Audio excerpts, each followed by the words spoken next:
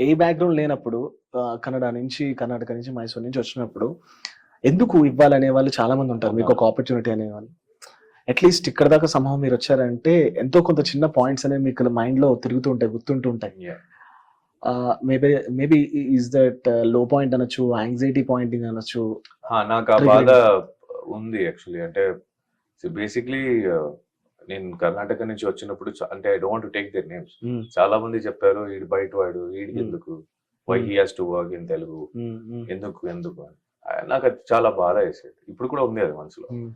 But certain point of time నుంచి when people started loving me, hmm. అప్పుడు అనిపించడం start అయింది. I have to prove it. Hmm. అంటే ఇప్పుడు నన్ను బయట వాడు అని చెప్పింది వేరే మనిషి. హ్మ్. Okay, he's into industry. But నన్ను ప్రేమించింది ఆడియన్స్. సో ఇండస్ట్రీ కాదు నన్ను ప్రేమించచ్చు. ఇండస్ట్రీ వి అవును. వర్క్. కొంతమంది నాకైతే చాలా మంది ఇండస్ట్రీలో చాలా ఫ్యామిలీగా ఉన్న ఫ్రెండ్స్ కూడా ఉన్నారు. కొంతమంది చెప్పేసరికి ఐ కాంట్ జడ్జ్ అదర్స్.